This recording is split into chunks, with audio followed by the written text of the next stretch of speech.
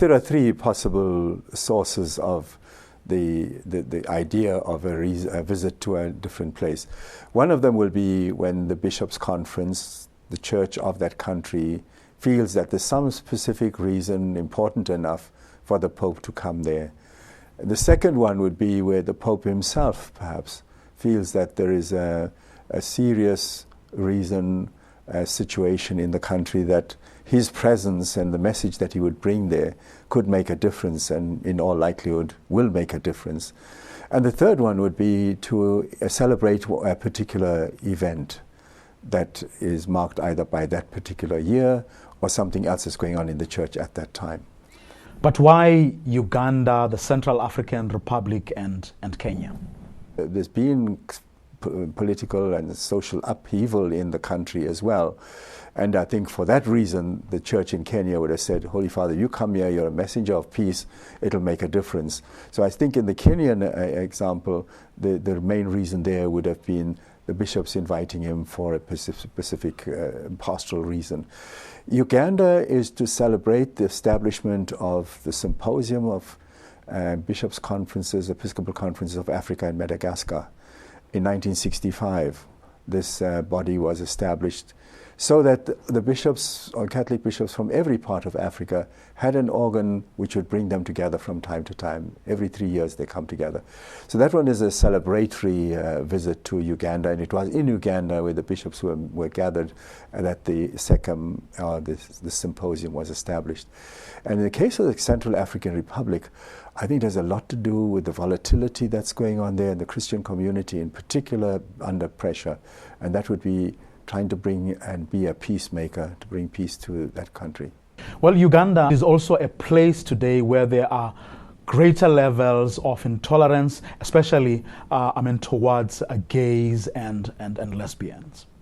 I think it was not only that. I think there was also the case of, which is always very sad when you see it happening in an African country, the tribalism that followed one of the elections and the massacres that took place in the name of those particular different groupings. The other thing that I think has been shown, the intolerance and the difficulty there, has been certainly with regard to the Al-Shabaab attacks that have taken place, the Al-Qaeda at some instances earlier on, Al-Shabaab more recently. And I think that all of that there, where people are suffering because of their faith or because there's intolerance of people of one type against people of another type, I think all of the Pope is a man who likes to, where people are suffering, he says the church must be there, and as leader of the church he wants that to be seen. Certainly in the area of the other area, social discriminations and so on, the Catholic Church has always tried to give a very clear message.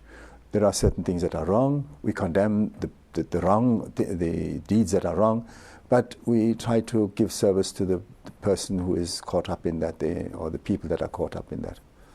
Well, outside of the Roman Catholic community, the Pope has seen the need to meet with leaders of the Muslim community, for example. What could have informed that? This is one way of trying to reduce the tension and the intolerance that sometimes occurs between people of different religions. So the outreach, Pope Francis has certainly taken that up and said the church needs to be an example, a role model of how to overcome the differences, the conflicts that might arise out of religious differences. From someone who has sat with him at the College of Cardinals, having seen him during heated debates perhaps about the direction the church should take and so on, we, on the other hand, have a view of a Pope that we get from television, that we get from reading newspapers. Is he a different Pope when he is in that setting with you, as opposed to the Pope that we see in newspapers, that we read about in newspapers and see on television? When he was elected, there was a group of English-speaking cardinals more seated together, and we turned to one of the guys from Latin America and he said, please tell us, who is Bergoglio? What's he famous for? What's he known for? And the guy knew him very well because he'd worked very closely with him. And he says, well, we've got a gem. Number one, he's very close to the people, right down there with the people. Number two, very sharp intellectually, very, very sharp mind, and a very good leader, and always reaching out to the poor, reaching out to others. I think that we've got what we could have expected from that description of him. But I must say, he's been a pope of surprises. Every month I say there's going to be a new surprise. He's surprised. The surprise is this. It shouldn't be a surprise, because I've learned from my acquaintance with him that he's a very good listener. What does surprise me is how often he responds to what he has heard, and responds in a way that makes you feel this guy really does listen, and he understands other people's point of view, and he tries to bring the points of view together. Not only have I sat in meetings with him, but normally when certainly for this past synod, I lived in the same residence where he was living, so at meal times we'd see him coming in. He used to be just sitting anywhere, but he could hardly get through a meal without being interrupted 100 times. So now he's got a table apart where he has his meal, so he has at least a little bit of privacy and a little bit of time. But he is still with the community. I think that was his main thing. Very much a community man.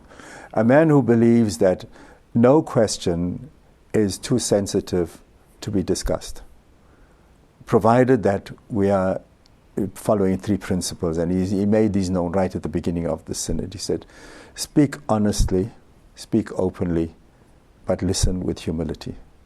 And I think that's a very good recipe for good dialogue, good interpersonal relations. If I don't listen to you and I'm speaking dishonestly, we're not going to have a good relationship. But if I listen, if both of us listen and we speak honestly what's in our hearts, and that's what I get from Pope Francis, is whenever he does speak, usually at these meetings he lets everyone else do the speaking.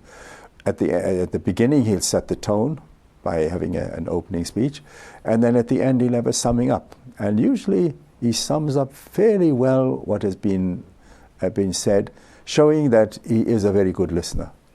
And then when he comes forward, he speaks, he doesn't really worry about whether he's going to offend anybody. He will say what needs to be said. Has he ever been criticized in your presence? He has been criticized, particularly through his encyclical Laudate Si, which is the one on the environment and the ecology and so on. He was also criticized on the document that he issued, which was Evangelii Gaudium, the joy of the gospel. And the reason for those criticisms in both instances were, number one, in the case of Laudate Si, people thought that this was a scientific area where the Pope shouldn't be speaking. But what they didn't know was that he had consulted top scientists in each of those fields and asked them what the likely consequences of the way we're doing things. What are those consequences going to be? But even more important, what should we be saying and doing in order to obviate some of those bad consequences? The case of Laudate, the Evangelii Gaudium, the joy of the gospel, it was where he criticized the capitalist system. And he got a very strong reaction, especially from what are in America called very right-wing conservative economists and so on, who don't like any criticism of their system. And the Pope, of course, was looking at it from the point of view of, here are all these resources in the hands of a very limited number of people. And out there you've got this mass of people lacking resources. Surely there's something in our humanity which says we need to share. We find ways of sharing so that the resources which were created for all of us are made available for all of us, that these are really used for the greater number of people. So from those points of view, I think he has been criticized for people saying he hasn't got the expertise. What's the church interfering in economics now? It should stick to religion. How did he take the criticism? He generally wouldn't enter into a debate in that form. He'd simply make the statement, show the principles upon which his statement are based, and then he would say, well, that's our position. We're contributing towards a debate.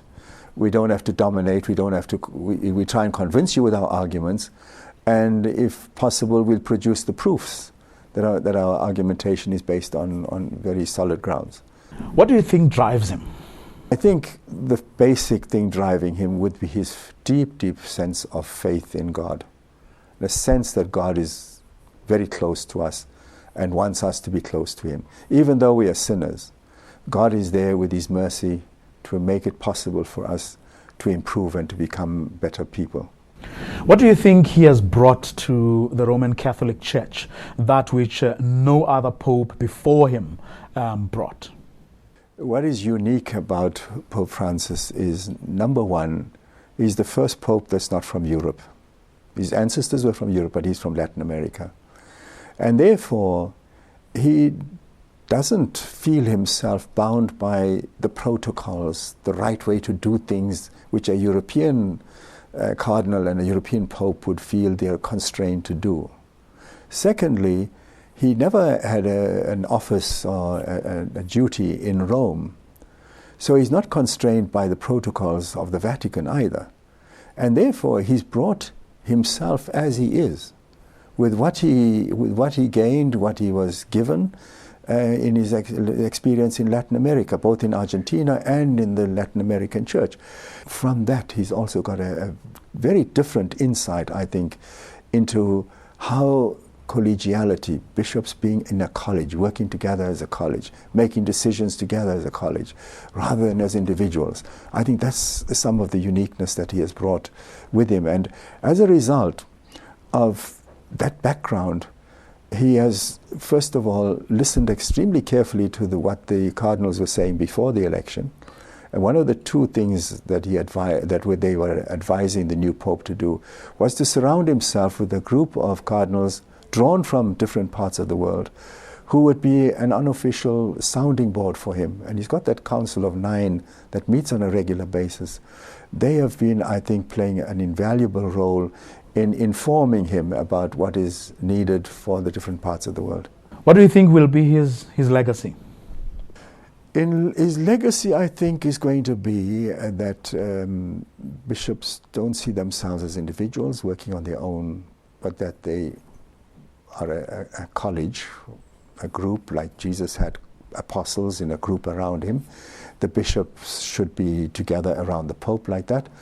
And they should transfer down. I think one of the things that I read into what Pope Francis is doing, whatever is being renewed and reformed at the Vatican is meant to go down to the diocese and the parish. So I think bishops are going to be asked to use their priests in the same way, a college of priests, to help them make decisions, to work together much more closely.